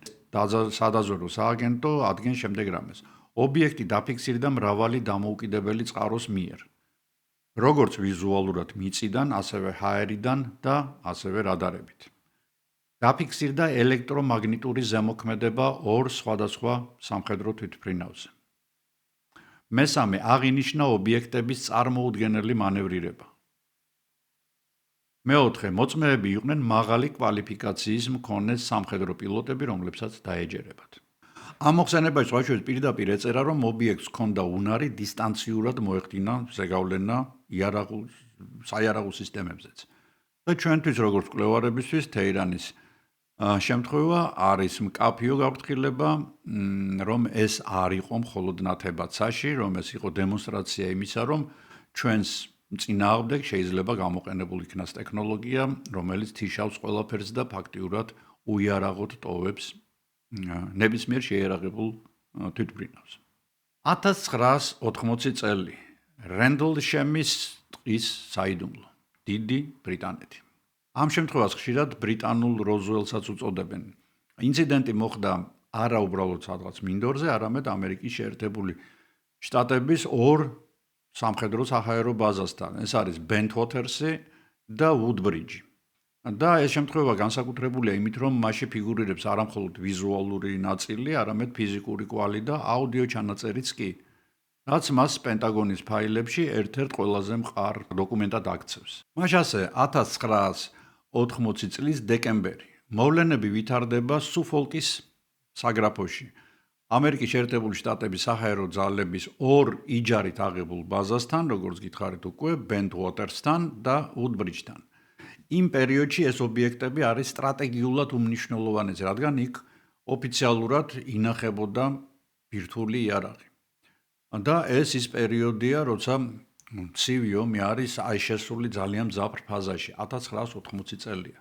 ნებისმიერი საჰაერო ინციდენტის, საზღვაო ინციდენტი არა აქვს მნიშვნელობა, განიხილება როგორც კაზუს ბელი, ანუ ომის დასაწყისი. ანუ ნებისმიერი რამ, რაზეც შეიძლება შენი ეჭვი მიიტანო, რომ თავს დაგესხნენ, ან შენი ყველაზე გასაიდუმლოებული ბაზების თავზე რაღაცა დაფრინავს, ერთადერთი მტერი ყავს შენ ამ დროს, ეს არის საბჭოთა კავშირი, დანარჩენი ყველა ქვეყანა ან შენი მოკავშირეა, ან ნეიტრალურია, ან არაფრის თავი არ აქვს. ამიტომ შესაძლოა, რომ ამან ყველაფერმა გამოიწვიოს დედამიწაზე ტრაგედია, იმიტომ რომ ბირთვული ომი, მოგეხსენებათ, ეს იქ გამარჯვებული არ არსებობს. პირველი ღამე, კონტაქტი. 26 დეკემბერი 1980 წელი. ღამის 3 საათი. ვუდბრიჯის ბაზის აღმოსავლეთ ჭიშკართან მყოფმა გუშაგებმა ტყეში უცნაური ნათება დაინახეს. მათ თავიდან ეგონათ, რომ თვითმფრინავი ჩამოვარდა, სამი სამხედრო პოლიციელი ჯონ ბეროუზი, ჯიმ პენისტონი და ედ კაბანსაგი ტყეში წავიდნენ ამ მოვლენის გამოსაკვლევად. და ის რაც მათ ნახეს, ყოველგვარ ლოგიკას სცილდებოდა. პენისტონი აღწერს ობიექტს, რომელიც მან ნახა. ეს არის სამკუთხა ფორმის მეტალის საგანი, რომელიც მიწის ზედაპირიდან რამდენიმე სანტიმეტრში კიდია. ობიექტი დაახლოებით 2-3 მეტრი არის სიმაღლეში, სისქეში, ანუ და პენისტონი იმდენად ახლოს მივიდა, რომ ხელით შეეხო მის ზედაპირს. მისი თქმით, მეტალი თბილი იყო და მასზე ამოტიფრული იყო უცნაური სიმბოლოები, რომლებიც იეროგლიფებს გავდა. მას შემდეგ, რაც მან ობიექტს ხელი შეახო, აპარატი მკვეთრად აელვარდა და წარმოუდგენელი სიჩქარით აიჭრა ცაში, ისე რომ ხმა არ გამოუცია. პენისტონთან ერთად კიდევ ორი სამხედროა, ხო, ისინიც ადასტურებენ, რომ კი, მსგავსი რამ მოხდა. ინციდენტი ამით არ დასრულებულა, ესენი დაბრუნდნენ და ასეთი რაღაცა მოყვეს და რა თქმა უნდა, იქ სასაცილო დაიგდეს, ამდენი დალიეთო კითხეს, ან ამდენი მოწიეთო, ну, მოკლედ, ასეა თუ ისე, ინციდენტი ამით არ დასრულებულა და 2 დღის შემდეგ ბაზის მეთაურის მოადგილე, ვიცე-პოლკოვნიკი ჩარლზ ჰოლტი, რომელიც თავიდან ძალიან სკეპტიკურად იყო განწყობილი, თავად გადის ტყეში და ჯგუფთან ერთად ცდილობს, რომ რაღაცა კვალი მაინც მოძებნოს ამ ობიექტის იქ ყოფნის. მასთან აქვს დიქტოფონი და ეს აუდიო ჩანაწერი დღეს უფოლოგიის ერთ-ერთი ყველაზე მნიშვნელოვანი არტეფაქტია. ჩანაწერში ისმის ჰოლსტის და მისი გუნდის დაბნეული ხმები. ღმერთო ჩემო, ის ისევ აქაა, ის გვიყურებს, ის სხივებს უშვებს ჩვენსკენ. რენდლშემის ტყის ამბავი განსაკუთრებულია იმით, რომ იქ გარდა თვითმხილველთა აღწერისა დარჩა კვალი. ადგილზე, სადაც ობიექტი იდგა, აღმოჩნდა 3 ჩაღრმავება, რომლებიც იდეალურ ტოლგვერდა სამკუთხედს ქმნიდა. ანუ ის რაც თქვათ ბიჭებს მოეჩვენათ აი პირველ ჯგუფ სამხედროებს რომ ჰაერში ეკიდაო, როგორც ჩანს, მაინც ეს ობიექტი სამფეხზე იდგა. ანუ იმ სამკუთხედების წვერებში ქონდა ალბათ, ლოგიკურად ასე უნდა ყოფილიყო ფეხები. ჰოლცმა გამოიყენა გეიგერის მთვლელი. ანუ მან დააფიქსირა რადიაციის დონე, რომელიც წარმოადგენდა 0,1 მილირენტგენს, რაც იმ ტერიტორიის ბუნებრივ ფონს აღემატებოდა 10 ჯერ. ეს ძალიან მაღალი არ იყო, მაგრამ 10 ჯერ აღემატებოდა. ანუ უკვე ანომალია. რადიაციის პიკი სწორედ ჩაღრმავებულ ადგილებზე მოდიოდა. ხეების კენწეროები იყო დაზიანებული და დანახშირებული, თითქოს მათზე ზემოდან რაღაც მძიმე და ცხელი საგანი მოქმედებდაო. წლების შემდეგ ჯიმ პენინსტონმა განაცხადა, რომ ობიექტზე შეხებისას მან გონებაში მიიღო ციფრების სერია. მან ეს ციფრები თავის ბლოკნოტში ჩაწერა და მოგვიანებით გაირკვა, რომ ეს იყო ბინარული კოდი. მისი გაშიფრვისას, თუმცა ეს ნაწილი ბევრი უფოლოგისტვისაც კი სადავოა, მიიღეს ტექსტი, რომელიც შეიცავდა დედამიწის სხვადასხვა წერტილის კოორდინატებს და ფრაზას კაცობრიობის წინსვლისთვის. ანუ ისინი ჩამოსული იყვნენ ჩვენს დასახმარებლად, ასე გამოდის. ბრიტანეთის თავდაცვის სამინისტრომ განაცხადა, რომ შემთხვევა არ წარმოადგენდა საფრთხეს ეროვნული უსაფრთხოებისთვის, თუმცა თავად ჩარლზ ჰორსტმა მოგვიანებით დაწერა ოფიციალური მემორანდუმი პენტაგონისთვის, სადაც დეტალურად აღწერა მომხდარი. პოლკოვნიკი ჰორსტის სიცოცხლის ბოლომდე ამტკიცებდა, ეს არ იყო არც მეტეოროლოგიური ზონდი, არც შუქურა, არც საიდუმლო ტექნიკა, ეს იყო რაღაც სხვა სამყაროდან. ჩვენთვის რენდლშემის ინციდენტი საინტერესოა სწორედ გაზომვადი მონაცემებით, რადიაციული ფონის ცვლილება და ნიადაგის მექანიკური დაზიანება, ასევე ტყეში ხეების დაზიანება მიუთითებს იმაზე, რომ აქ მართლაც იმყოფებოდა რაღაც ობიექტი, რომელმაც დიდი ენერგია გამოყო და ეს ახლა მთლად თვითმხილველის ზღაპარში არ გადის, იმიტომ რომ რამდენიმე ადამიანმა ეს ყველაფერი დაადასტურა. დადგა დრო გადმოვინაცვლოთ ევროპის გულში. 1989 წელია. ერთი წლის განმავლობაში ბელგია იქცა ნამდვილ პოლიგონად ამოუცნობი მფრინავი ობიექტებისთვის. ეს არ ყოფილა რამდენიმე ადამიანის ხილვა, ეს გახლდათ ობიექტების და ფაქტების აღნუსხვა, რომელიც 13500 ადამიანზე დაყრდნობით მოხდა. ძალიან დიდი ციფრია იმისათვის, რომ იყოს ყუილი. არიან როგორც ჩვეულებრივი მაცხოვრებლები ბელგიისა, ასევე პოლიციელები, სამხედროები, ავიადისპეჩერები, პილოტები და ასე შემდეგ. დავიწყოთ თავიდან. 1989 წლის 29 ნოემბერი. პირველი ნიშანი. ყველაფერი დაიწყო ქალაქ ეუპენთან. ორმა პოლიციელმა პატრულირებისას შენიშნა გიგანტური სამკუთხა პლატფორმა, რომელიც ტყის თავზე სრულიად უხმოდ დაფრინავდა. მათ აღწერეს ობიექტი, რომელსაც კუთხეებში 3 ძლიერი პროჟექტორი ჰქონდა, ცენტრში კი მბრუნავი წითელი ნათება. პოლიციელები ობიექტს გაყვნენ ავტომობილით. მათი თქმით, აპარატს შეეძლო ჰაერში გაჩერება, შემდეგ კი წარმოუდგენელი სისწრაფით აჩქარება. იმავე საღამოს ობიექტი კიდევ 30-მა პოლიციელმა ნახა და ასობით მოქალაქემ დააფიქსირა. ეს იყო ბელგიური ტალღის დასაწყისი. ამის შემდეგ მსგავსი მოვლენები კვლავ ხშირად ხდებოდა, მაგრამ იყო კანტიკუნტი. და აი 1990 წლის 30-31 მარტს დგება კულმინაცია. ამ ტალღის ყველაზე მნიშვნელოვანი ეპიზოდი ხდება 30-დან 31 მარტზე, ღამით.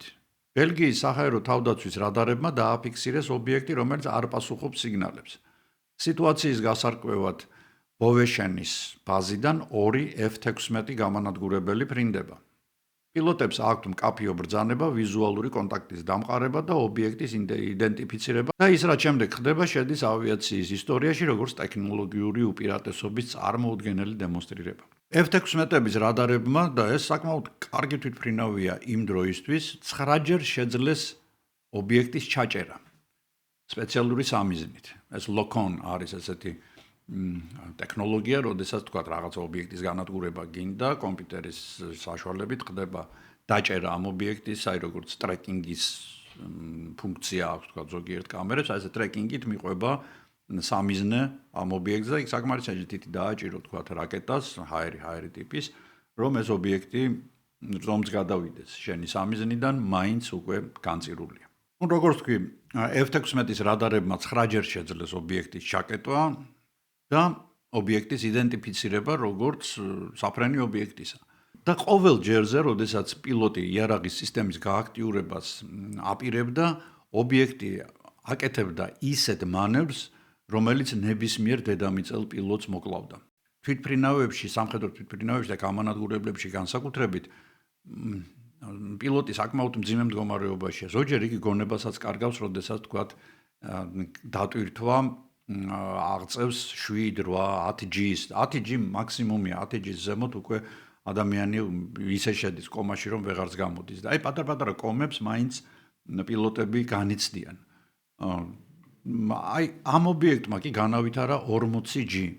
ანუ სრულიად წარმოუდგენელი იყო, რომ იქ რაღაცა ცოცხალი არსება მჯდარიყო. მიწიერ ცოცხალ არსებაზეა, რა თქმა უნდა, საუბარი. მომენტალურად იგი ზრდიდა სისწრაფეს, სადღაც 200-300 კილომეტრიდან 2000 კილომეტრამდე საათში. ეს წარმოუდგენელი რამ არის. ან რა ტექნოლოგია უძლებდა, ან ვინ უძლებდა შიგნით მჯდარი, ხო? ბელგიის შემთხვევა გამორჩეულია იმითაც, რომ სამხედროებმა სიმართლის დამალვა არ სადეს. ეს მაინც ევროპაა, ცოტა ნაკლებად ახასიათებს ევროპელებს რაღაცების მალვა, უკაცილებით თავისუფლება აქ ამხრივ და 1990 წელს ბელგიის საჰაერო ძალების შტაბის უფროსმა გენერალმა ვილფრედ დე ბრუვერმა მოაწყო პრესკონფერენცია, სადაც აჩვენა F-16-ის რადარის ჩანაწერები. და მისი დასკვნა იყო ერთმნიშვნელოვანი. ჩვენი თვითმფრინავების შესაძლებლობები სრულიად არასაკმარისი აღმოჩნდა ამ ობიექტებთან შედარებით. ჩვენ არ ვიცით რა იყო ეს, მაგრამ ეს იყო მატერიალური ობიექტი, რომელიც ჩვენ საჰაერო სივრცეში დაუსჯელად დაფრინავდა. ბელგიური ტალღის სიმბოლოდ იქცა პეტი რეშენის ფოტო, სადაც მკაფიოდ ჩანს შავი სამკუთხედი სამი ნათურით. 10 წლეულების განმავლობაში ეს ფოტო საუკეთესო მტკიცებულებად ითვლებოდა, სანამ 2011 წელს ერთმა პიროვნებამ არ განაცხადა, რომ ეს ფოტო გაყალბებულია და იგი წარმოადგენს მაკეტსო. თუმცა ამ ფოტოს ბედის მიუხედავად ათასობით პოლიციელის ჩვენება და რაც მთავარია სამხედრო F-16-ების რადარების მონაცემები ფაქტად რჩება. რას ნიშნავს ეს ჩვენთვის? ბელგიის ამ მოვლენებმა აჩვენა, რომ ამოუცნობი მფრინავი ობიექტები უკვე აღარ ემალებიან ადამიანებს. ისინი დაფრინავენ მჭიდროდ დასახლებულ ევროპულ ქალაქებში, დაბალ სიმაღლეზე და თითქოს სპეციალურად ახდენენ საკუთარი ძალის დემონსტრირებას. ერთ-ერთი ბელგიელი პილოტი, სამხედრო პილოტი, რომელიც ამ ოპერაციაში იღებდა მონაწილეობას, წერდა: ეს გახლავთ ტექნოლოგია, რომელიც არ იყენებს აეროდინამიკურ კანონებს. ის იყენებს ისეთ რაღაცას, რაც ჩვენს ფიზიკის სახელმძღვანელოებში ჯერ არ წერია. ახლა წავედით ფენიქსში. ჩვენ უკვე განვიხილეთ ლოკალური ინციდენტები, დევნაცაში, ფიზიკური კვალი და ასე შემდეგ ტყეში, მაგრამ ის რაც 1997 წლის 13 მარტს არიზონას შტატში მოხდა, სცილდება ყოველგვარ წარმოდგენას მასშტაბების შესახებ და ეს ყველაფერი მოხდა და დაიწყო 18 საათსა და 55 წუთზე, როგორც გითხარით, 97 წლის 13 მარტს. ნევადას შტატში დაიწყო და გაგრძელდა არიზონაში. ადამიანები სხვადასხვა ქალაქებიდან, ეს ქალაქებია ჰენდერსონი, პრესკოტი, ფენიქსი, ტუსონი, იტყობინებოდნენ ერთი და იგივე ფენომენის შესახებ. კერძოდ, მოწმეები აღწერდნენ უზარმაზარ ვესებურ ობიექტს, რომელსაც ჰქონდა 5, ზოგჯერ მეტი კაშკაშა პროჟექტორი, ობიექტი მოძრაობდა სრულიად უხმოდ, ძალიან დაბალი სიჩქარით და იგი თითქოს ჰაერში ცურავდაო, აი მხარზე თითქოს იწვა და ისეთნაირად გადაადგილდებოდაო. რამაც ყველაზე მეტად დააბნია თვითმხილველები და მკვლევარები, ეს იყო ობიექტის წარმოუდგენელი ზომა. ადამიანები, რომლებიც პირდაპირ მის ქვეშ იმყოფებოდნენ, ამბობდნენ, რომ ობიექტი იმდენად დიდი იყო, რომ ის სასრულიად ფარავდა და ვარსკვლავებს აქრობდა. ანუ ღამით ხდება ეს ყველაფერი. ზოგიერთი გათვლით მისი სიგრძე რამდენიმე კილომეტრი უნდა ყოფილიყო. ჩვენ ვიცით, რომ ბუნებაში ყველაფერს აქვს, რა თქმა უნდა, თავისი ზომის ლიმიტი, რომელსაც ფიზიკა და გრავიტაცია აწესებს, ამიტომ არსებობდნენ კი საოცრად დიდი ხერხემლიანები, რომლებიც დედამიწის ზედაპირზე ბინადრობდნენ, მაგრამ ისინი ძალიან დიდ ზომას მაინც ვერ აღწევდნენ, ისეც როგორც თქვა ლურჯი ვეშაპია, რომელსაც შეუძლია წყალში ამ წონის ატანა. მე არაერთხელ მithქვამს, როდესაც კოსმოსზე ვაკეთებდი გადაცემას, რომ ადამიანიც კი, რომელიც შემოდის უწონადობიდან დედამიწის მიზიდულობის გრავიტაციის ზეგავლენაში, ძალიან დიდ დისკომფორტს განიცდის. თუ კოსმოსში ჰქონდა მას უბრალოდ არ ჰქონდა წონა, როგორც კი შემოდის, იგი თავის წონას იბრუნებს და ეს მიუჩვევს, ძალიან რთულად გადააქვთ ხოლმე პირველი დღეები, სანამ მიეჩვევიან. ასევე არის კონსტრუქციები, რომელიც შეიძლება ჰაერში ავიდეს და ჩვენ გვინახავს, გიგანტური, ვთქვათ, ბელუგა, რომელსაც ჰამბურგი აწარმოებს, ეს არის Airbus-ის ყველაზე დიდი თვითმფრინავი, რომელსაც შეუძლია სხვა თვითმფრინავების ნაწილების გადატანაც კი.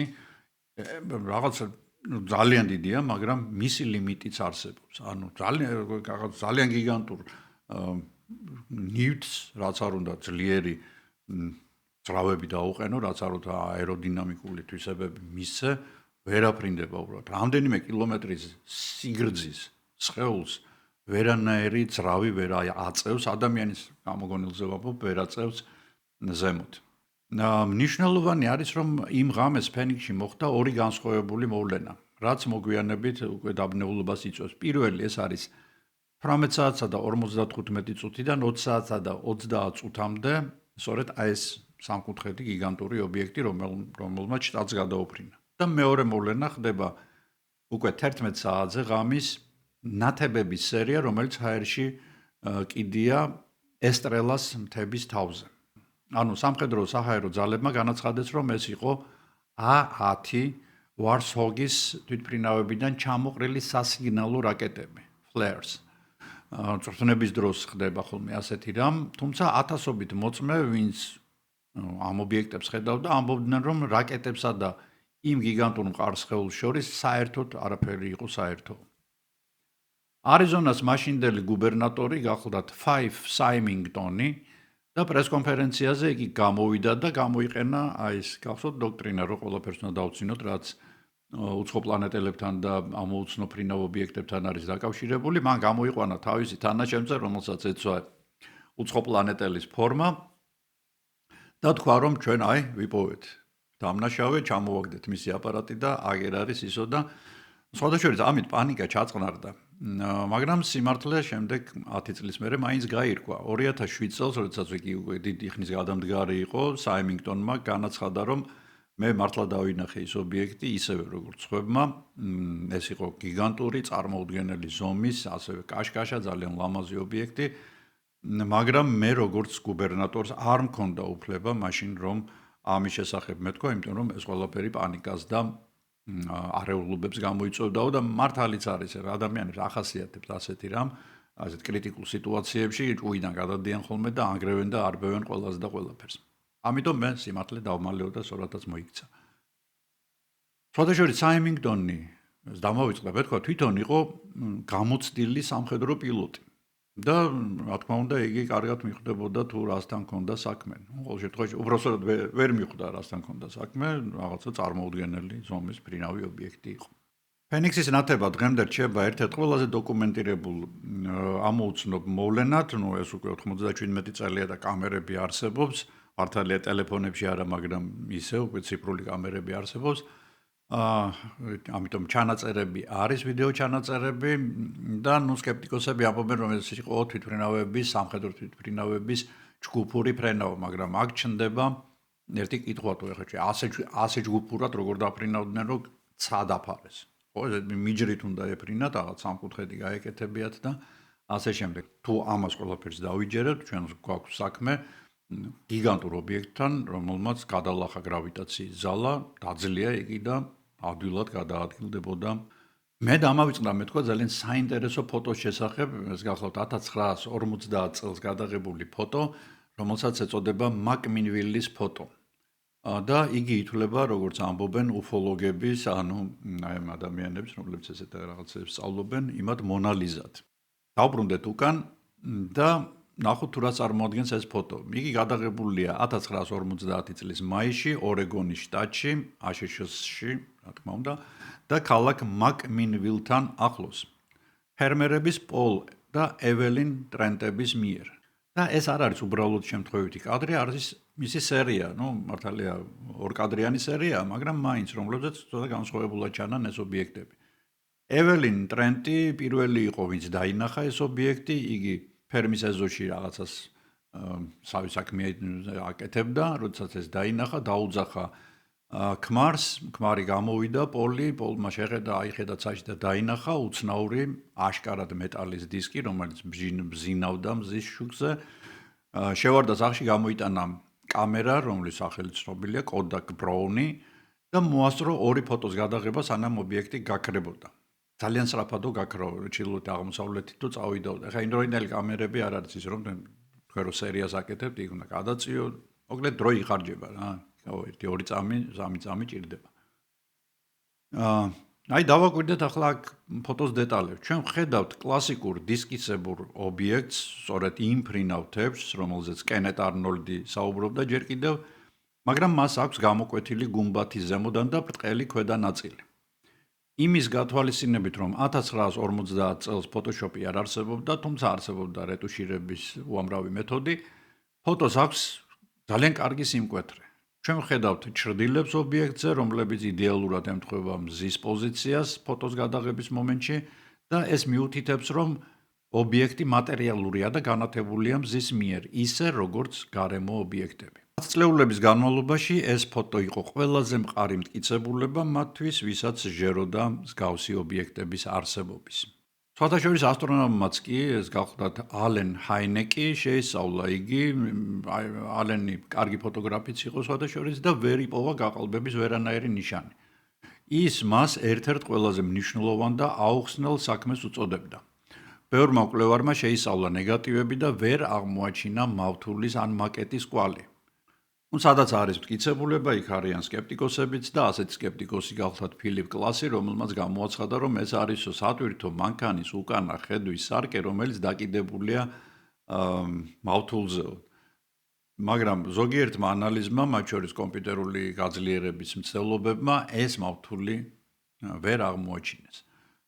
მიუხედავად ამ თეორიებისა, ტრენტები სიცოცხლის ბოლომდე ამტკიცებდნენ, რომ ფოტო რეალური იყო, ფოტოს სიმკვეთრე, ორი კადრის არსებობა და ჩრდილების თანმიმდევრულობა მას კვლავ აუხსნელთა კატეგორიაში ტოვებს. პენტაგონის უახლეს ანგარიშებში, AARO-ში, ეგრეთ წოდებულში, აღნიშნულია, რომ ძველი შემთხვევებიც უნდა იქნას გადახედილი ახალი ტექნოლოგიებით.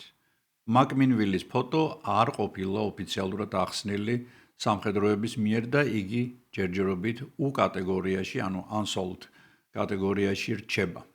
ჩვენ გამოვიარეთ 50 წლიანი ისტორია სავსე საიდუმლოებებითა და ბუნდოვანი ფოტოებით და მივედით მომენტთან, რომელმაც აიძულა აშშ-ს მთავრობა შეეწყვიტა უარყოფა და რაღაცეებზე მაინც დათანხმებულიყო.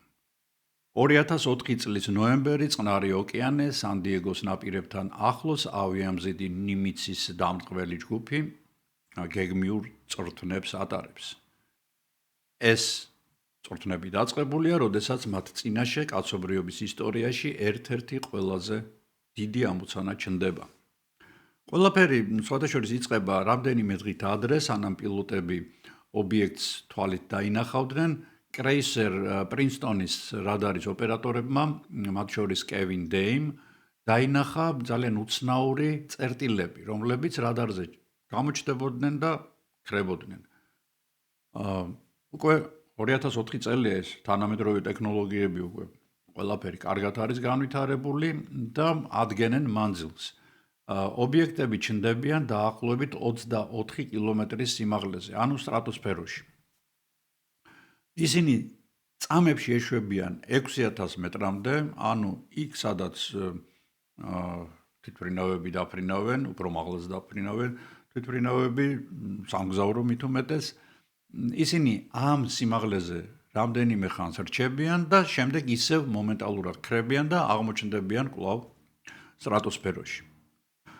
14 ნოემბერს, როდესაც ობიექტები კვლავ გამოჩნდნენ, პრინსტონმა კოორდინატები გადასცა ორ გამანადგურებელ FA-18 Super Hornets, რომლებსაც მეთაური დევიდ ფრაუერი და ლეიტენანტ კომანდერი ალექს დიტრიხი მართავენ.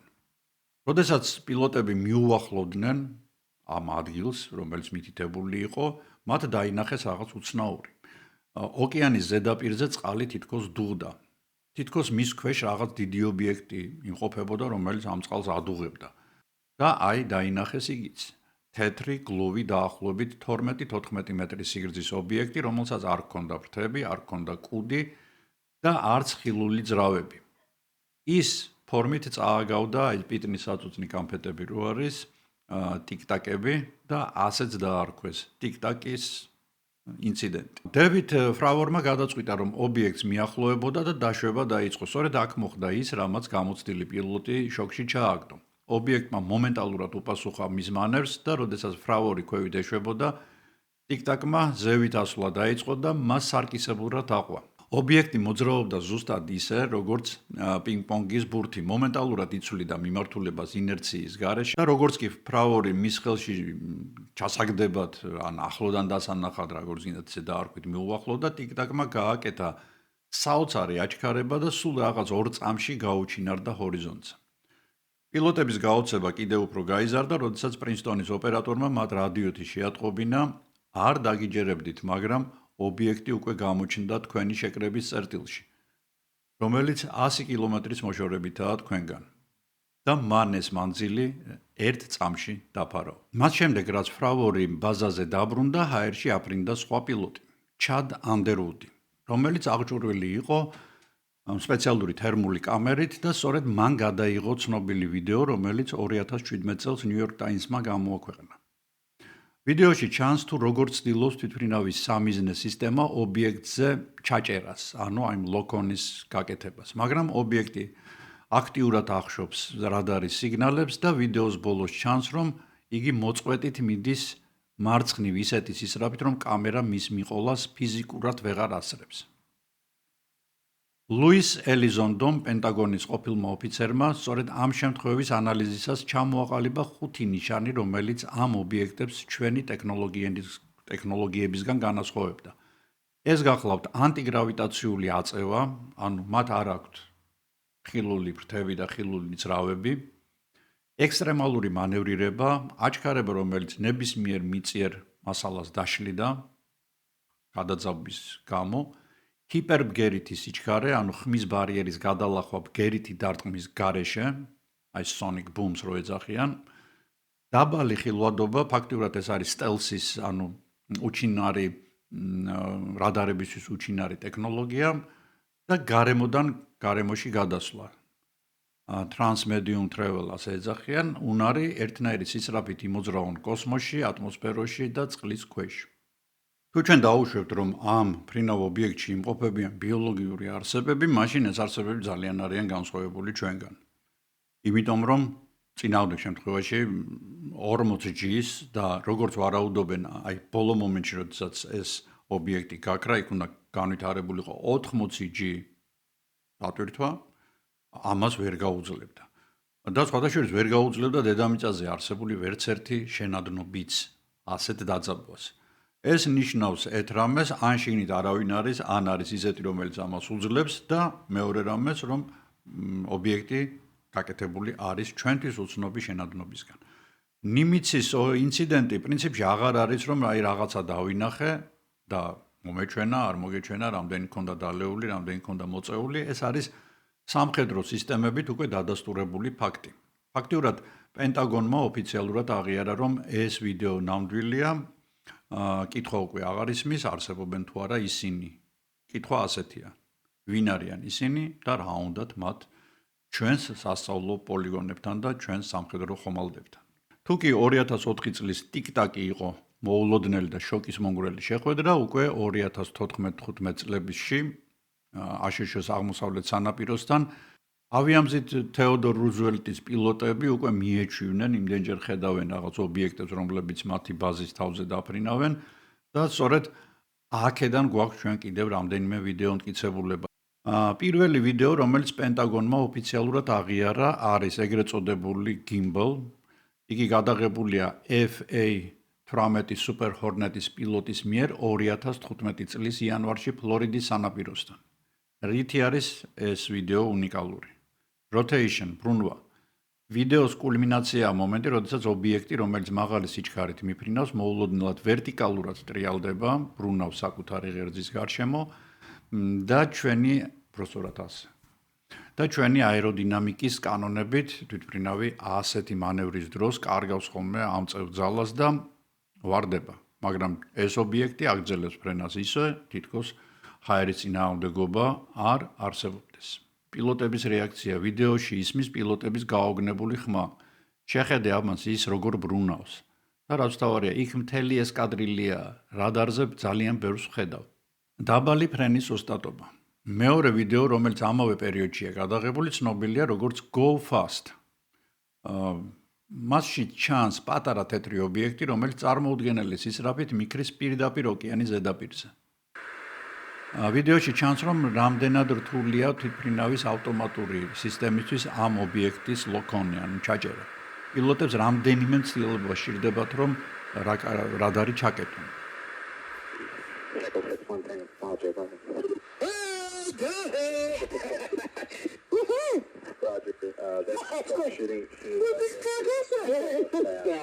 You bought smoking target? No, I took it on a card. Oh, okay. Oh my gosh, dude. Wow. Look at the fly. სიჩქარე და სიმაღლე. ობიექტი მოძრაობს ძალიან დაბლა წყლის ზედაპირთან ახლოს, სადაც ჰაერის სიმკვრივე მაღალია და წინააღმდეგობა ძალიან დიდია. მიუხედავად ამისა, ის არ ტოვებს არანაირ ტალღას წყალზე და არც ხმოვანი ბარიერით არ ღვევს სიჩუმეს. ამ სიჩქარით და ასეთ სიმაღლეზე მოძრაობა ნებისმიერი ცოცხალი არსებისთვის ფატალური იქნებოდა მცირე მანევრის დროსაც კი. ეს კიდევ ერთხელ მიგვანიშნებს იმაზე, რომ საქმე გვაქვს ან დისტანციურ მართვად აპარატთან, ან ტექნოლოგიასთან, რომელიც სივრცეს ობიექტის გარშემო ამრუდებს. ამ პერიოდის ყველაზე მნიშვნელოვანი მოწმე გახლავთ ლეიტენანტი რაიან გრეივსი. F-18-ის პილოტი და მან პირველმა განაცხადა საჯეროდ, რომ ეს არ იყო ერთჯერადი შემთხვევა და მისი თქმით 2014 წლიდან მოყოლებული პილოტები ამ ობიექტებს ძალიან ხშირად ხედავდნენ.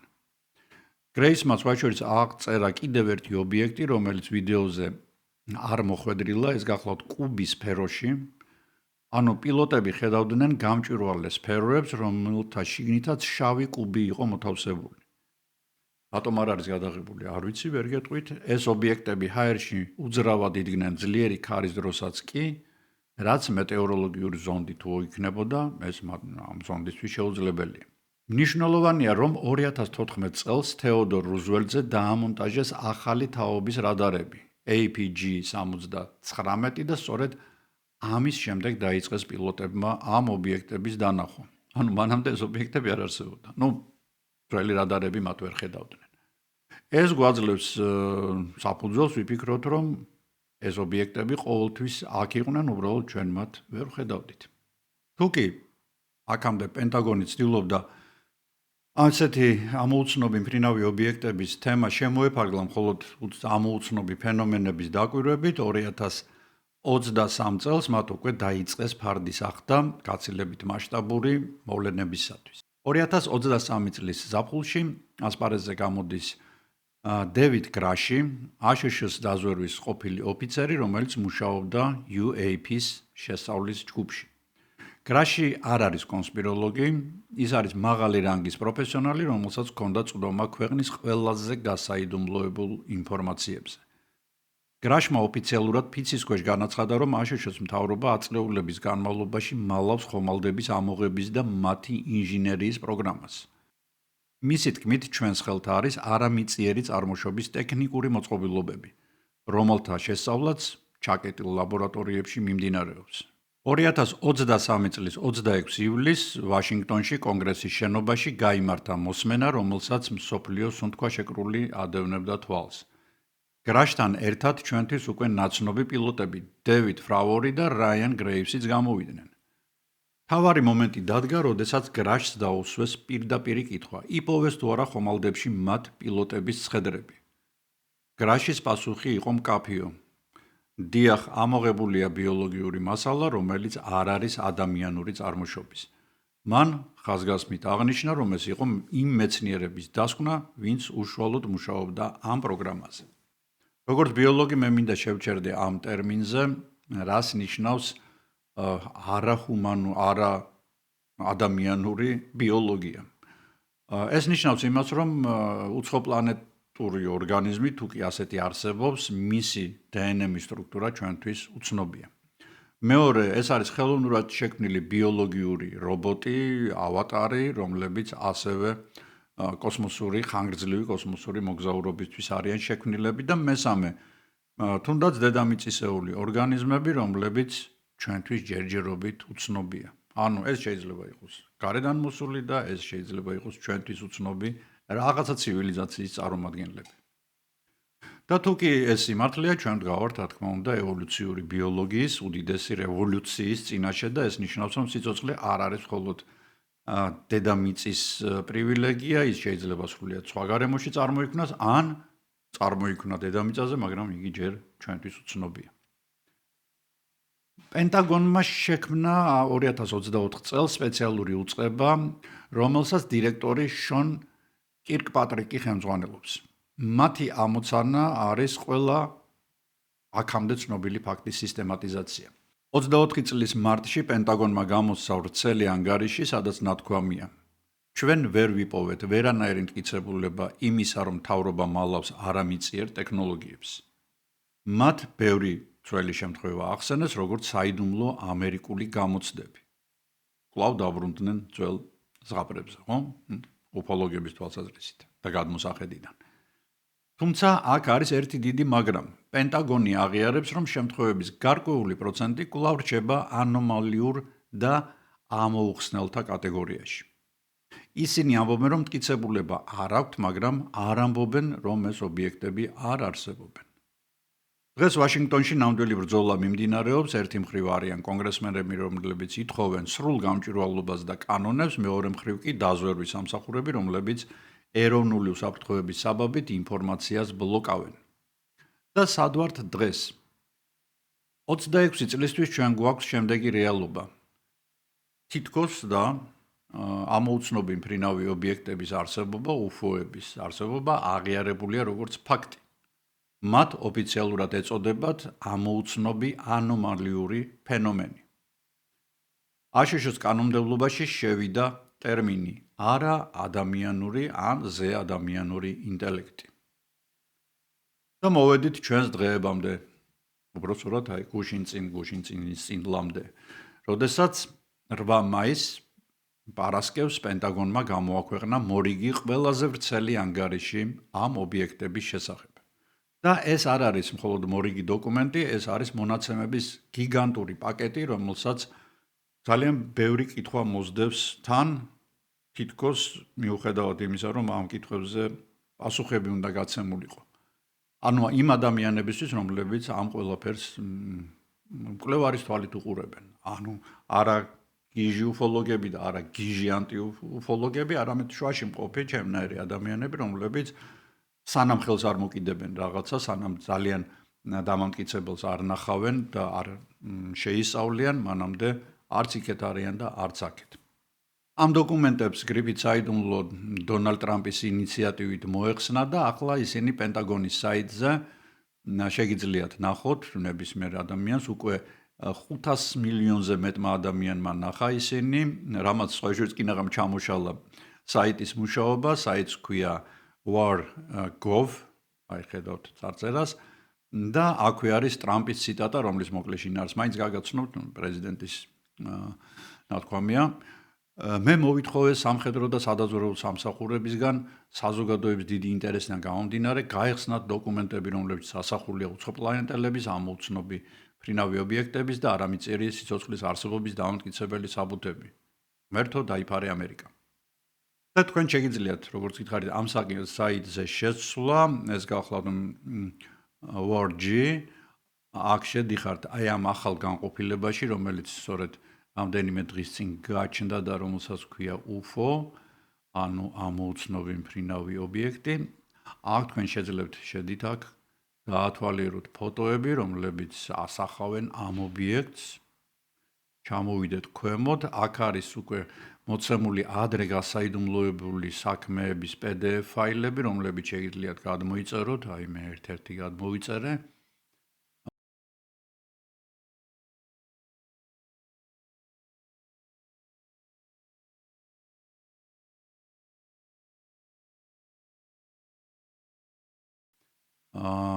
კიდევ უფრო ქვემოთ თუ ჩამოხვალთ და ამ ღილაკის საშუალებით გადახვალთ შემდეგ საიტზე, აქ უკვე ნახავთ ვიდეოებს, რომლებზეც ასევე როგორც თითქოს და ამოუცნობი მფრინავი ობიექტებია ასახული.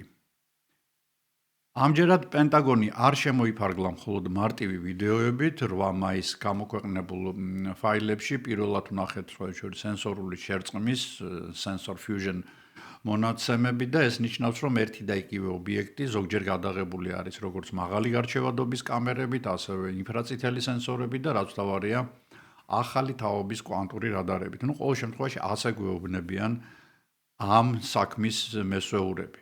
და ეს თითქოს გამორიცხავს ოპტიკური ილუზიის ან სენსორის ხარვეზების ყოველგვარ თეორიას. ანუ ობიექტი დანახული არის სხვადასხვა ტექნიკური საშუალებებით ერთი ობიექტი. ერთ-ერთი ყველაზე შოკის მომგვრელი დეტალი ამ ანგარიშში ეხება ობიექტების უნარს გადაადგილდნენ სხვადასხვა გარემოში, როგორც ჩვენ უკვე ვახსენეთ, ყოველგვარი წინააღმდეგობების და წინააღმდეგობების გარეშე, იქნება ეს ჰაერი თუ იქნება წყალი. ისინი მყისიერად შედიან წყალში, გამოდიან წყლიდან და ასე შემდეგ. 8 მაისის ანგარიში ხაზგასმულია, რომ აი ამ ობიექტების აქტივობა ყველაზე მაღალია ბირთვული ინფრასტრუქტურების გარშემო, ანუ სტრატეგიული მნიშვნელობის ობიექტების გარშემო. დეკლასიფიცირებულ ფაილებში მოყვანილია 12 ახალი შემთხვევა, რომლის შესახებაც უფოლოგებმა არ იცოდნენ და როდესაც ობიექტები საათების განმავლობაში ეკიდნენ ატომური ელექტროსადგურების და ბირთვული იარაღის საწყობების თავზე. პენტაგონი პირველად აღიარებს, რომ ეს არ არის შემთხვევითობა და ეს არის მიმზან მიმართული დაკვირვება ჩვენს ყველაზე მძლავრ ენერგეტიკულ და სამხედრო სისტემებზეო. პენტაგონმა ასევე გაასაჯაროვა სამედიცინო ჩანაწერები პილოტებისა და პერსონალის, რომლებმაც განიცადეს ახლო კონტაქტი ობიექტებთან და იქ აღნიშნულია, რომ არის აღინიშნება უცნაური დამწვრობები, რომლებიც გამოწვეულია მიმართული ენერგიით, არის ნერვული სისტემის დროებითი დაზიანებები და მახსოვრობის დაკარგვის ფაქტები, ცვლილებები ხდება უჯრედულ დონეზე, რაც მიუთითებს ძლიერ მიკროტალღურ, სხვადასხვა მიკროტალღურ ზემოქმედებაზე. და ეს თითქოს ადასტურებს, რომ ეს ობიექტები არა მხოლოდ მატერიალურია, არამედ ისინი ასხივებენ ძლიერ ელექტრომაგნიტურ ველებსაც, რომელსაც ჩვენ უბრალოდ ვერ ვხედავთ. რამდენი დაგვრჩა აუხსნელი? ანგარიშის დასკვნით ნაწილში მოყვანილი სტატისტიკა, ანუ 2026 წლისთვის შესწავლილი არის 15,000 ასეთი ფაილი. მათგან 85% ახსნილი არის დრონებით, მეტეოროლოგიური ზონდებით, ვარსკვლავებით, ატმოსფერული მოვლენებით, მაგრამ დარჩენილი 15% ეს გახლავთ 225 შემთხვევა, ჯერ კიდევ კლასიფიცირებული არის როგორც ანომალიური, ანუ გაუშიფრავი. და სწორედ ამ 225 შემთხვევაში ობიექტებმა აჩვენეს ის, რასაც პენტაგონი უწოდებს წარმოუდგენელ ტექნოლოგიურ უპირატესობას. და ეს არის ფაქტიურად ოფიციალური აღიარება, რომ დედამიწაზე რაღაც ძალები მოქმედებენ, რომელთა ფიზიკასაც ჩვენ ვერ ვიგებთ. და 8 მაისის დეკლასიფიკაცია არის კიდევ ერთი ნაბიჯი დიდი აღიარებისკენ, რომ პენტაგონი ნელ-ნელა გვამზადებს, ალბათ, არ ვიცი, ნახოთ, იმ აზრისთვის, რომ სამყაროში ჩვენი ადგილი უნდა გადაიხედოს, რომ სამყაროში მარტონი არ ვართ და როგორც ცოცხალი მოაზროვნე ობიექტები, ანუ ჩვენ მზად უნდა ვიყოთ რაღაც უცნობთან შესახვედრად. ჩვენი ამოცანა რა არის? როგორც კრიტიკულად მოაზროვნე, საღადმოაზროვნე ადამიანები დავრჩეთ ფაქტების ერთგულნი და არ ავყვეთ კონსპირაციებს. ფაქტი კი ერთია, 2026 წლის 8 მაისს მსოფლიო შეიცვალა და შეიცვალა სიგეთისკენ თუ უარესობისკენ, ამას ჩვენ ძალიან ცოტა ხანში ვნახავთ. ეს იყო რიგგარეშე ვიდეო, ამიტომ მაპატიეთ თუ კითხულობდი, მე მინდა დიდი მადლობა გადაგიხადოთ ყველას, ვინც ახლახან გამოიწერეთ ჩემი არხი ნახეთ აუცილებლად ძველი ვიდეოებიც. დიდი მადლობა ყველას, ვინც ეხმარება მატერიალურად ჩემს არხს, რათა იგი განვითარდეს, რათა მე მქონდეს სტიმული მოგამარაგოთ კარგი საინტერესო ვიდეოებით. დიდი მადლობა ყველა იმ ადამიანს, რომელიც წერს კომენტარებს, აზიარებს ჩემს ვიდეოებს და კეთილ სიტყვებს მიწერს ამ კომენტარებში.